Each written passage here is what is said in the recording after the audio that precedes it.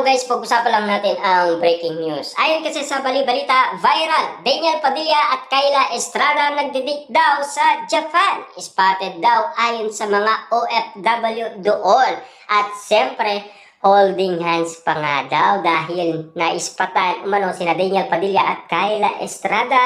Napakasweet daw tignan ng dalawa. At lalong-lalo na couple pang naka-black. Kasi ang pinag-uusapan kina Daniel Padilla at Kyla Estrada na talagang kinikilig umano ang mga OFW nasa Japan. At inalak kasi ng mga OFW kung saan dinala ni Daniel Padilla si Catherine Bernardo at doon niya rin dinadala umano si Kyla Estrada sa paborito niyang restaurant. Kaya nga naman kasi paulit-ulit niyang binabalikan ang Japan dahil sa paborito niyang restaurant doon. Yan kasi ang mga napapag-usapan na tila pinagkakaguluhan ngayon sa social media na sina Daniel Padilla at Kyla Estrada nagde-date sa Japan. Na alam nyo naman siguro, kakagaling lang nila sa Tawi-Tawi at 2 weeks nga naman silang nag-shooting.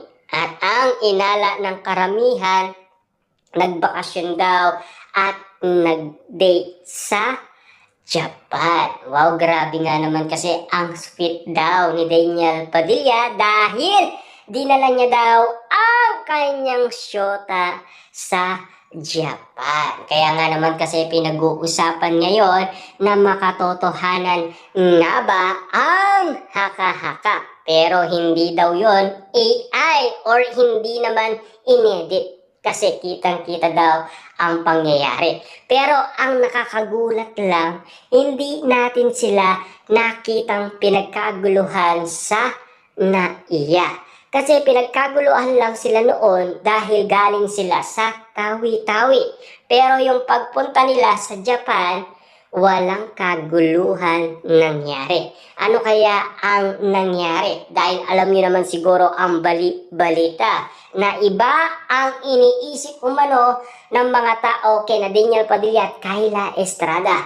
Pangit na daw ang ugali nila. Wow, grabe nga naman kasi dahil ang nakita nila ay hindi nila nakikita yung bata. May bata nga naman kasi na iniisip itong sina Daniel Padilla at Kyla Estrada na ayaw nilang masaktan. Yan kasi kung bakit nga naman parang naging private ang pagpunta nila sa Japan. Baka nga naman kasi maulit ang kaguluhan nangyayari kina Daniel Padilla at Kyla Estrada. Na alam niyo naman siguro, si Daniel Padilla ayaw niya umanong mabatiko si Kyla Estrada sa social media. Pero nangyayari pa rin sa iba't ibang mga netizens dahil iba kasi ang iniisip nila tungkol sa nangyayari. Diba? Isipin sana nila kung ano ang nakikita ni Daniel Padilla kung bakit nga naman kasi naging masungit siya dahil naiipit ang nasabing bata. Yan lang naman kasi. Pero at least marami ang kinikilig umano sa Japan ayon sa bali-balita dahil nagde-date daw sina Daniel Padilla at Kyla Estrada. Napakasweet at napakalambing ni Daniel Padilla. Kitang-kita ang pagiging gentleman kay Kyla Estrada. Talagang bit-bit na bit-bit umano ni Daniel Padilla si Kyla Estrada sa Japan na talagang marami na ang kinikilig sa kanilang relasyon. Subalit, wala pa namang pag-amin galing kay Daniel Padilla at Kyla Estrada. Pero ang iniisip na ng karamihan, magjowa na ang galawan at ang kinikilos nila. Iniisip kasi ng karamihan, pang-asawa na ang kilos at galawan ni Daniel Padilla at Kyla Estrada. Sana magkatotoo man ang iniisip nila at sa kanilang prediksyon. Pero ang binubuhay ngayon ng karamihan ay Daniel Padilla at Catherine Bernardo. Yan pa rin ang nasa isipan nila, diba? Grabe nga naman kasi ang sitwasyon na nangyayari. Na alam niyo naman siguro, Mayor Mark Alcala at Catherine Bernardo, hindi rin kasi nakitang pumunta sa NAIA at pinagkaguluhan bago sila makarating sa Thailand. Hanggang ngayon kasi walang ayudang nangyari sa nasabing lugar sa Thailand. Walang bakas ni Catherine Bernardo at Mayor Mark Alcala. Kaya nga naman kasi napapag-usapan na tila ganun din ang nangyari kina Daniel Padilla at Kayla Estrada. Subalit, may mga OFW nakakita naman kay Daniel Padilla at Kayla Estrada. Yun lang, may ayuda moment galing umano sa mga OFW kinikilig sa Japan para pagmasdan sina Daniel Padilla at Kayla Estrada.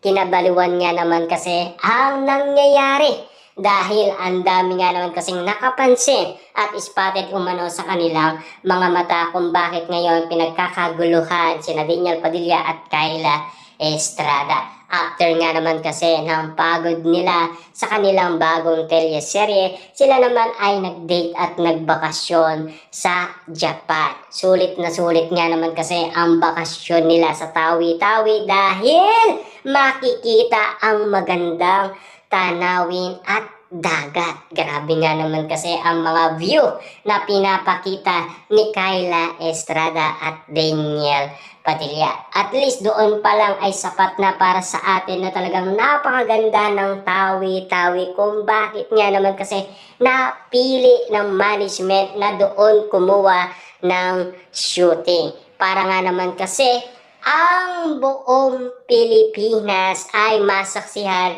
ng iba't ibang bansa. Makita ang ganda ng Pilipinas. Grabe ang galing ng ABS-CBN sa ginawa nila sa shooting ng Incognito para makita ang magandang tanawin sa Tawi-Tawi at bukod doon, siyempre ang magandang dagat. Grabe, di ba? Na talagang amazing ang mga nangyayari ngayon kina Daniel Padilla at Kayla Estrada. At bukod pa doon, siyempre marami na ang naniniwalang magjowa na daw ang dalawa. Yan kasi ang kapansin-pansin na pinag-uusapan dahil marami na silang narinig na sinasabi sina Daniel Padilla at Kayla Estrada tulad na lamang ng mahal, I love you. Para sa kanila, ang salita na yan ay makatotohanan na daw. Ayon kasi sa bali-balita ng mga dilulufan.